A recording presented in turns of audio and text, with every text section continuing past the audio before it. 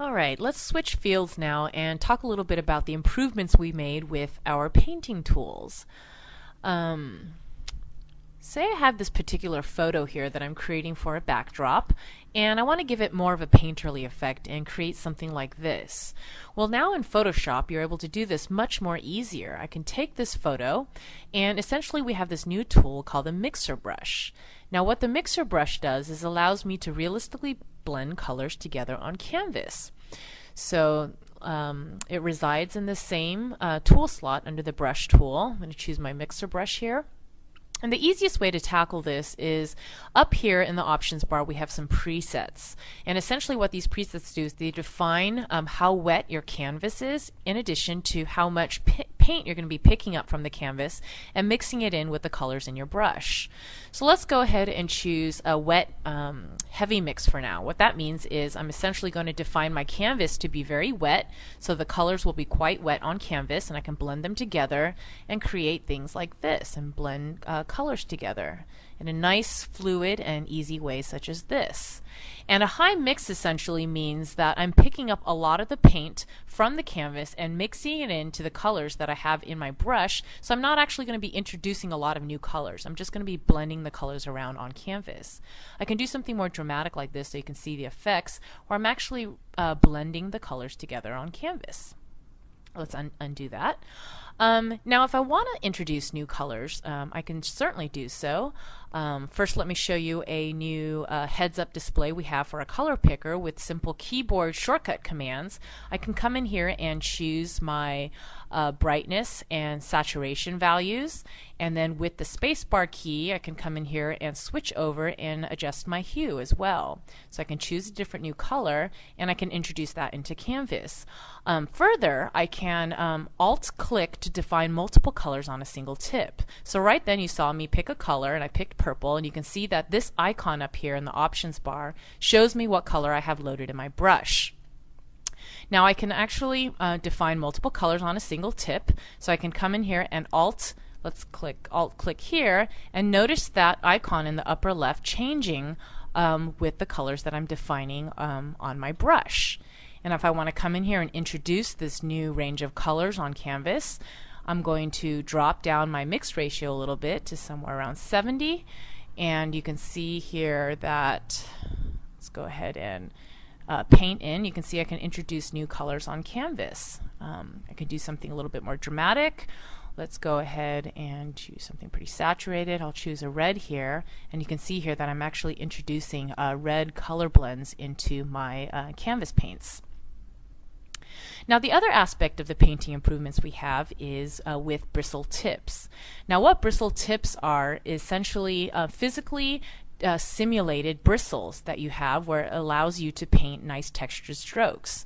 Now in my brush panel I have several new presets here containing the bristle tips, and in the upper left hand corner, if you have OpenGL enabled, you'll see a visualization of these tips as well as the angle or pressure that I'm using with my pen. Now, not only can I change, the basic brush shape, so you can see as I'm scrolling through here the different presets. I got my fan brush, I have my pointy brush, as well as my flat tip, etc. But I could also come in here and define different bristle properties. So I come in here and adjust the density of my bristles. Let's go ahead and choose something different.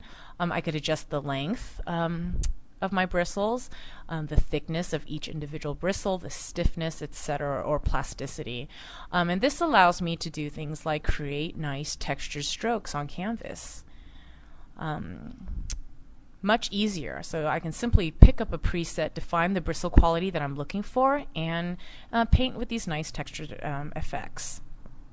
Now I want to point out that the bristle tips can actually be used with many of our brush tools. Right here I'm using it with the mixer brush, but I can certainly come in here and use my basic brush tool and apply the bristle tips to it, or dodge and burn, erase tool, etc. All of those tools can use the bristle tips.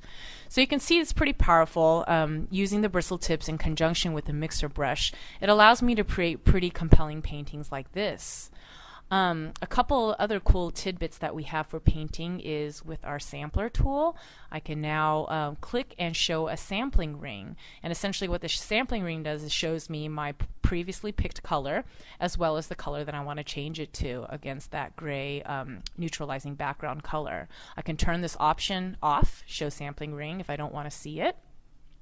And lastly, a great improvement that we have is with dynamically resizing brushes and hardness with a single shortcut.